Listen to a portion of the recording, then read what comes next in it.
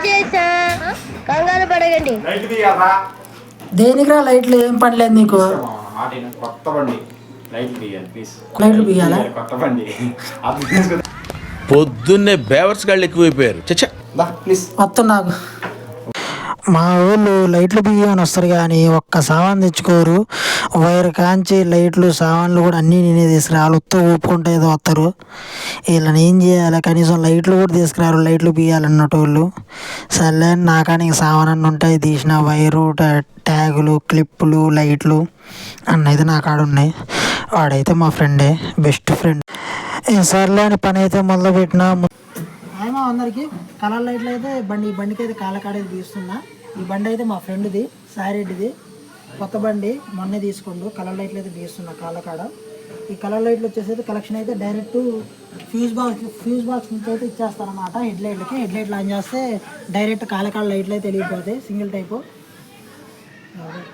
అయితే fuse box అయితే open చేసి మెయిన్ హెడ్ లైట్ ఫ్యూజ్ ఎక్కడ ఉందో చూసిన. ఆ ఫ్యూజ్ లైట్లకి అయితే కలెక్షన్ చేయాలంటే హెడ్ లైట్లు ఆన్ చేస్తే లైట్లు అయితే వెలగాలన్నమాట కాళ్ళ దగ్గర. ఒకసారి అయితే లైట్ పెట్టేసి అయితే చెక్ చేసుకొని న్యూట్రల్ ఫేస్ అయితే రెండు ముందైతే సపరేట్గా తీసుకోవాలి.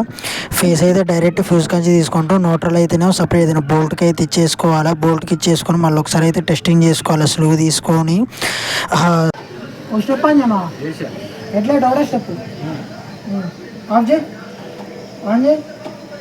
ఓకే తాళం ఆపి. కనెక్షన్ అయితే ఓకే అయింది.